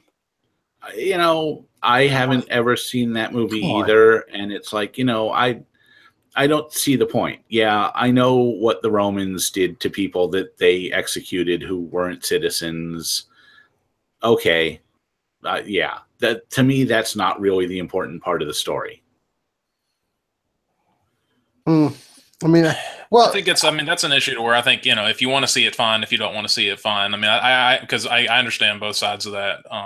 But, on the one hand, I think it is, in some instances good to have some type of understanding. Like, for me, what really, one of the things that I'll always remember is in the making of The Passion of the Christ, the actor actually got hit with one of the whips. One of the whips that have the pieces of metal at the end of them, he actually got hit with one of those, and it took him 5 minutes to where he could just, get to a point to where he could say, hey, I've been hit. We need to stop. It hurt so bad. And that was just getting hit once. And it's just, one of the things to think about is just, that is what Christ went through, for me, it really made it click a whole lot more. Before had never even understood that. By the way, there's a story that Jim Caviezel, the guy who played Jesus in that movie, is Catholic. And after the movie came out, he met with the Pope, who at the time was John Paul II. And, so he meets with the Pope, and the Pope asks him, Jim Caviezel, is there anything that you learned from playing Jesus Christ in a movie? And Caviezel, it was a lighthearted meeting. So Caviezel said, yeah, I learned that Jesus was probably Italian. And the Pope's like, what do you mean? He said, well, he's 30 years old and he still lives at home with his mother. He always hangs around with the same 12 guys, and he's got a mom who thinks he's God. Pope just laughed at that and said, I see that, but I always thought he was Polish.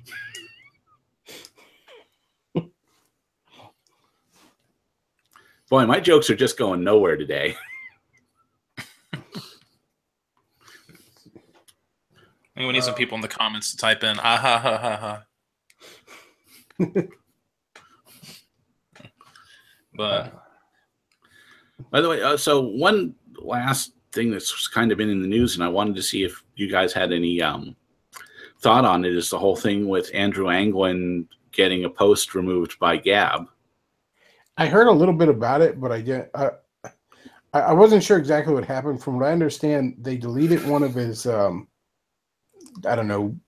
tweets, whatever the hell Gab calls them, Gabs, and Croaks. It was because I guess the server provider that Gab uses, threatened them and said you had to delete it. I don't even know what he said. That was gotta delete it, but so apparently it was some kind of meme / joke involving the woman who got run over in Charlottesville. And I think their Gab's DNS provider said, you get rid of this right now or you're gone like today. Your whole service just gone. Boom. So Gab did it. And there was sort of a big uproar about it among Gabbers because, Gab's whole thing is speak freely. Free speech. We don't care as long as it's not like child pornography or bomb threats. You go ahead and say anything you want here. Well, I look, Andrew Anglin is either a fake SPLC plant or he's a genuine ass clown. But either way, couldn't have happened to a nicer guy. But at the same, I kind of see both things. Like, if you don't say something when it's Andrew Anglin, well, next it's going to be you. At the same point in time, if Anglin did get deplatformed and weaved and a lot of people in that end of things, I wouldn't be the least bit upset. I wouldn't lose that much sleep about it. Well, the whole thing with the way, look, there's always been censorship by corporations because, you know, the guy with the printing press decided what got printed. But, you know, there never was quite the sense of the total monopoly that we have now. You know, there's no printing presses left for you to buy. I mean, you everything's online. You know, you have to deal with other companies. You can't. Somebody's hosting you or whatever. You know, you're always dealing with somebody else online. And I mean, I don't know how else to deal with it other than. And I don't even generally like these kind of laws, but you got to have some sort of antitrust or was it common carrier or something with the internet? You know, and I don't think that's even on Trump's radar. I don't think he cares. He'd just assume throw a bunch of alt-righters under the bus because it's convenient cover to go after Antifa. But you know, long term, that's something that needs to be pushed for. You know, there was a case back in, I want to say, the early 60s where, like, there was a shoe store chain that bought a shoemaking company, and, like, together they had, like, 10% of the market, and the government broke them up under antitrust because having 10% of the shoe market was just too much. Well, Google controls, like, 80% of the market in what people see on the internet. Essentially. Yeah, I mean, I used to think it was bad 10 years ago before the internet was as major a force as it was, knowing that there was maybe a dozen companies that owned 99% of the media you would ever read, watch, play, or listen to. But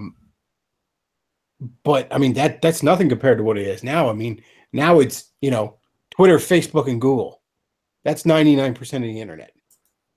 And, you know, and Google, it's right back to Google's about 70% of it. Facebook's about, you know, 20% of it. Then Twitter makes up that other, you know, what, 90 or nine, I mean, and then there's 1% other.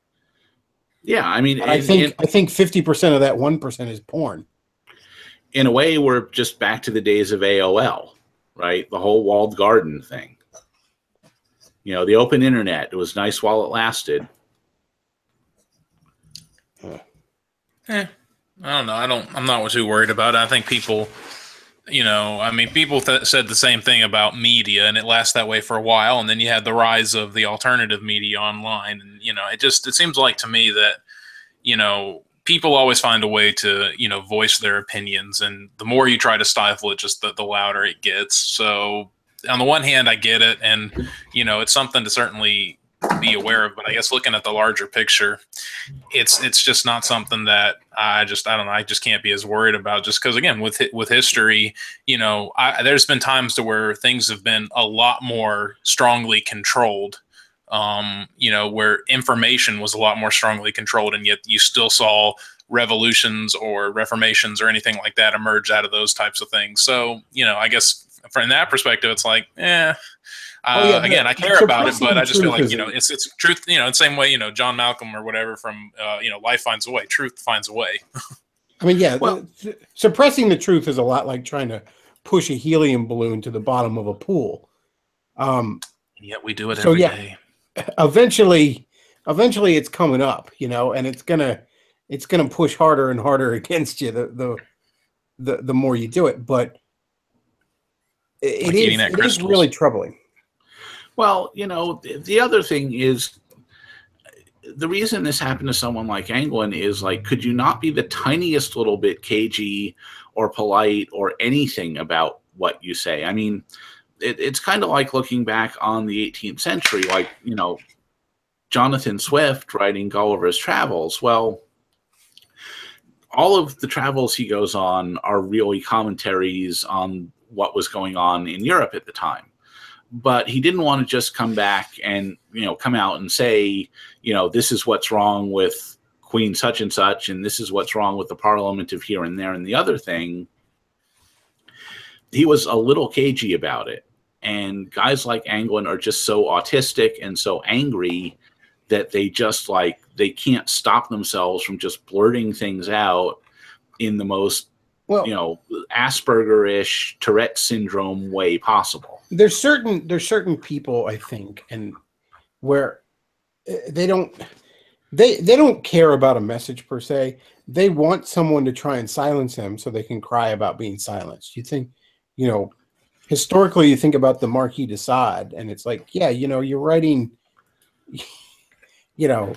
you're purposely trying to be silenced. You're trying to piss people off so that they silence you, so that you can cry about the fact that they're silencing you. Pastor Steve Anderson. Oh, excuse me. Yeah, no. Nobody wants to read what you wrote in your cell wall with your own feces. Well, I mean, I think, as Anti-Dim said before, too, when people only care about how much you hurt or how much you upset somebody, then they're just going to say things that are purposefully intentional. They're not really, it's one thing to be offensive and you're making a point. It's another thing when you're just being offensive just to, get a rile out of somebody. I mean, that was the thing about the frog memes before. When I was looking at it, it was the point of all the frog memes and the point of a lot of the Nazi stuff before was to demonstrate just how crazy the left was being on this thing, just how insane they were. You see a Nazi, a swastika or something, they just, oh my God, they lose their mind. But then people just started doing it just to see them lose their mind rather than actually to demonstrate they're not being fair or balanced. They're just, it's not that they're just calling everybody a Nazi. You're acting like it now. You're LARPing like a Nazi. Well, there is within certain people just that adolescent desire to shock. And to almost take it back to Playboy for a minute, the adolescent desire to shock that used to be in leftism, in Naked Ladies, in Four-Letter Words, in Lenny Bruce, that's gone anymore. That's so absorbed into the mainstream that you're not going to shock anybody with any of that. What's shocking now is, Nazi frog memes. And some of the more perceptive people who just have an adolescent desire to shock, that's what they're going to turn to. Apparently Christians upholding 2,000 years of tradition on biblical sexuality. That's just very shocking to a lot of people if you see the reaction to the national statement. People have lost their mind. I mean, do you guys know about that? Yeah, I saw, and I was checking out the hashtag on Twitter, and it's a bunch of people. Well, that's why. Meanwhile, these same people aren't upset about Muslims throwing gays off rooftops. I know. How dare Christians express their opinion? How dare you disapprove of somebody? Meanwhile, other people are killing that somebody, and you're just ignoring that. Well, and how dare you disapprove somebody, you hateful, terrible, bigoted person that I disapprove of? Yeah, that's why you have to have a little bit of the Pepe the Frog attitude. You've got to have, I'm going to tell the truth and I don't care who it offends.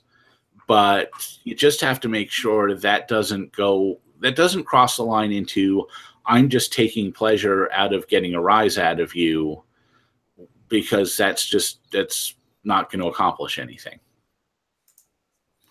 For the moment, I think one of the best examples of that, and I'm not saying that I agree with everything the dude says, but I think for the moment, one of the best examples of that is Jim. Yeah, I'll second that, actually. I think, and you know what? I actually think Jim is, and I mean, far be it for me to put words in his mouth. I don't really know the guy, but I see him getting more woke on moral issues. I see him heading just a touch in the, just a hair in the common filth direction with his Deviant series, and recently when he was, having his little internet spat with Jonathan Ross. At one point, he's like, the guy's like, "You're just saying that it's weird," and he's like, "It is weird, you fucking degenerate." I think Matoger's kind of heading in a good direction in that regard. Oh, you mean that Jim? Okay, I'm sorry. I thought you meant the other Jim. What other Jim? The blog.jim.com Jim. Oh, I don't even know who that is. Me neither. Okay, so no. If you're talking Mr. Medicare, yeah, 2 thumbs up on that guy. Yeah, Medicare's stuff's great. In fact, if you haven't watched it, audience, I highly suggest you check out his latest Hugbox Chronicles, Rub-a-Dub-Tub. I was watching that unfold over those few days, the Tism storm involving Jonathan Ross, and it was delightful to behold. I don't know. The best I still think is "We Was Kings." Oh, yeah, that was a good one. That's right. we was Kangs were just spectacular. Did you see everyone's passing around and turning into memes? But there's this fat, I mean, just morbidly obese black woman that looks like someone at the Daily Stormer thought her up. That's how bad of a stereotype she is. But she's got like this whiteboard. She's standing in front of a bunch of college students lecturing them, and the whiteboard says like all white people are racist. And then like she wrote the link to her PayPal. And I'm like you honestly can't tell far left-wing politics from Findom at this point. I haven't seen that, but that's funny. Yeah, a lot of people are turning that into a meme and stuff. It's Actually, didn't he do a video on Findom too? He did do a video on that. His Ashley Madison video was good too. That whole debacle went down. Yeah, Jim's doing for being an unbeliever. Jim's doing the Lord's work. Well, something that I've recently been saying is, I don't think you can be on the right and be anti-Christian. I think you can be on the right and be non-Christian, but that's not the same thing. And where you have had people who have been anti-Christian sort of in the past, guys like Molyneux, you're not seeing that. They have all very much softened on that position. And I think it's because they're smart enough to understand why. Even Jim's gone from being, he used to call himself atheist to now being an agnostic / I don't know what the term is, apatheist. He says it basically doesn't care kind of question. Like Razor Fist. So yeah, he's sort of, even he's moved closer. Well, I mean, the thing is, you got to recognize that there are particular, standards. I mean, that's the thing is people get mad at Christians just because we have standards, and again, don't get me wrong. It can get too crazy, where, like with evangelical Christianity to where it can just, they get like Puritan-like and they get just, everything's got to be saturated and G-rated. I mean, we talked about that before, but there's a clear difference between that and just recognizing, look, maybe, opening the Hellraiser box is not the best thing in the world, guys. Maybe just don't do that, Yeah, just leave that thing on the shelf. Leave it alone. Yeah, and certainly if there's anything that Charlottesville and the reaction to it has shown us, it's the limitations of the LOL kike on a stick crowd. Oh, yeah. Well, I mean, they play into other people's hands. The thing is, they're trying to play a game that, people have been playing longer and better. And they're just not, and the only way to beat it is just not to play the game. Well, one of the things that I was thinking about this earlier with them, and it's, you can't reduce politics to a single issue. You can't, I mean, so many of these guys in that crowd, the only possible claim they have to being quote unquote right wing is that they like white people. I mean, Richard Spencer, for example, the guy's what, pro-choice. He's a pro-choice socialist, and I'm supposed to call that right wing. Yeah, and sorry, dude, your quote unquote fashy haircut just makes you look like Macklemore. It really does. But yeah, you can't just be like, this one issue and that's all that matters. That's, because it's not. You can't define a movement by merely one issue. You can't define a worldview by merely one issue. Well, no, and of course, I mean, a lot of the things, one of the big differences I think between like Antifa and some of the people that are on, the more alt-right Nazi stuff is they don't really, have a worldview. They have things that they're against, but they don't really have things that they stand for. And there, again, important difference between just being against things rather than here's what I stand for. I'm against these things because I stand for these things. I mean, that's the point that the Christian church makes. It's like, we're against these things here. Like, we're against abortion because we believe in the sanctity of human life. We're against, lying because we believe in truth. But there's just a difference between, I'm just against it just because F you. Well, the reason the Democratic Party lost this election was, you take some 52-year-old father of four who just lost his job at a steel mill because, his job got shipped to China. And when he turns to the Democrats and says, okay, party of the working man, what are you going to do? If the answer is to turn around and lecture him about his white privilege, guess what? He's not going to vote for you in November. Surprise, surprise. Yeah. It's very interesting that, the billionaire ran basically as the working man's candidate. Well, there was a tweet thread from Free Northerner in the past week where he was saying, the reason that Trump as a rich guy doesn't annoy, working class people is, I think it comes down to two things. First, they can understand how he made his money. Like Mitt Romney, how did that motherfucker make his money? I have no clue. But it actually kind of helped that you can go to a big city, see a big skyscraper that says Trump in huge letters on the top. It's understandable. Okay, this guy's rich because he built that big building. Okay, I get it.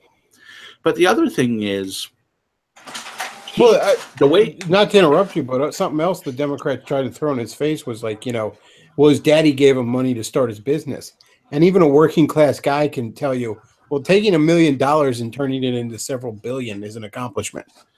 Right. And also working class people can understand, I wanted to open a business. I got a loan from my mom and dad. That's not outside of their understanding. The other thing is the way that Trump lives is the way that any working class person would live if they suddenly had $4 billion in the bank. Any working class person says, well, okay, if I had $4 billion in the bank, I'd have a really bitchin' private plane with a gold-plated toilet. I'd have a super hot wife. I'd have my own helicopter. I'd buy a big estate down in Florida for the wintertime. And that's what Trump did. Yeah, Trump lives like new money. Yeah. Romney lives like old money. Right. And, any working class person looks at Trump and how he spends his wealth and says, yeah, okay, I get it. I would too. Think about, you like new money versus old money. So much of a lot of the Republican establishment and, the pearl clutching against Trump, they were basically Ted Knight's character in Caddyshack. Whenever Rodney Dangerfield was on screen, that was the Republican Party's reaction to Trump. It was old money, like, oh, he's using the wrong fork.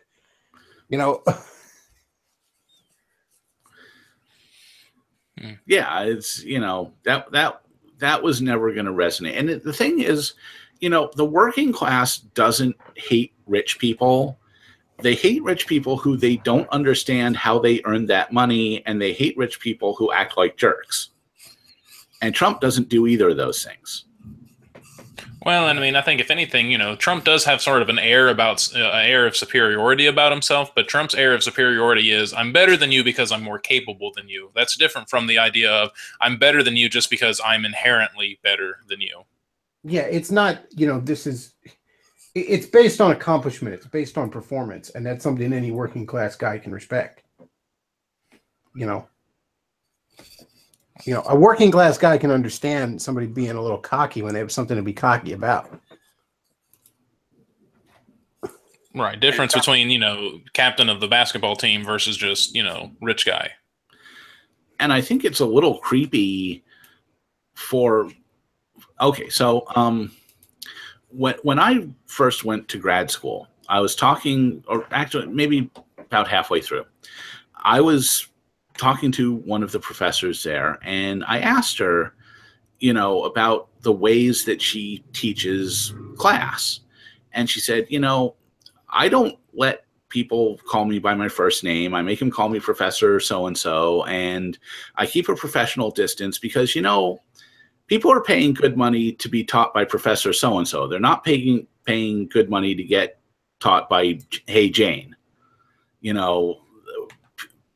People want those who are in some way their betters to act like they are. Like all of the pomp and ceremony you see behind the Pope or behind the president or behind the Queen of England, it's not for them. It's for the public. They want that. They need that. And as much as they might say that they don't and that they want someone who's humble, they're not inspired by it when they get it. They want the people in power to, have this, to be living large, for lack of a better term. I think people want a hierarchy. They begin to really, really pull against it when it appears to be a illegitimate hierarchy. When it appears like the people in charge only think they're superior. Again, that comes back to the Romney thing. They look at Romney and they're like, who is this guy? He's some weird stiff Mormon, magic barely acts, barely acts like a human being. Where'd he get his money? His daddy gave it to him. Well, fuck that guy. Yeah, I mean, sometimes there's also an issue of just envy too, though. There are people who hate people just out of envy. I mean, that can't be, not counted. Well, yeah, but I mean, most of those guys were voting Democrat anyways. But no, the actual working class people that they work for, they don't hate the rich because they're hoping one day they're going to be rich, or at least they're going to be closer to that. Yeah, I mean, the working class really is more put off by magic underpants than by grab them by the pussy. Yeah, I mean, that was the big scandal they had for Trump. Oh, Trump likes vagina. And he thought that was going to turn off a large portion of the American public. Well, of course, again, though, you also have to recognize, too, looking at the context is, okay, let's have Trump, who's a bit of a buffoon, rather than Hillary Clinton, who is pretty much, the Reaper. I mean, she is the worst candidate in history. And, the Trump election proves it. I did call election 2016 basically Ricky Roma versus Cersei Lannister. And yeah, pretty much.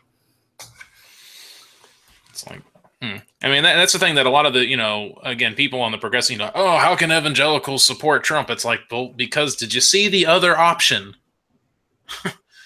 Right? When it's either Trump or more years of basically Obama 2.0 with more of a chip on their shoulder. Yeah, okay. Not that hard of a, guess, not that hard of a way to figure out why they voted for Trump. Well, Alex Jones spent years telling us that the world was run by a cabal of Satanist pedophiles. And then we find out during the Hillary campaign, but damn if he wasn't actually right. Alex Jones turned out to be the guy in a horror movie no one believes till it's too late. Yeah, really. At this point, I wouldn't be half shocked if fluoride really is turning the frogs gay.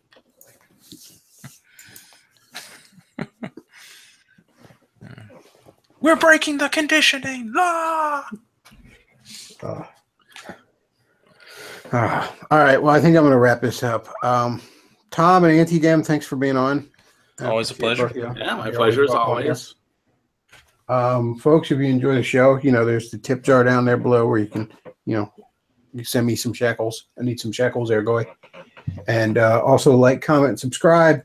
And if you haven't already, do check out the VidMe page. I have, I think, 6 videos on there now. The next video coming up is going to be a look at whether or not Castlevania 2 is really that bad as its reputation. So, yeah, check those out. I'm really happy with how the VidMe vids are turning out. Honestly, if I had to give up YouTube or the VidMe channel, it would probably be YouTube at this point. And, you know, I'm on the Twitter, I'm on the Gab, the Bechtloffs, you know, I'm on Facebook. Check out the Bechtloff on Facebook. So all that good stuff. And, you know, what is that? What's going on? All right. Well, that's all we got for tonight, folks. Before another weird sound happens. I think that was my printer. Bechtloff out.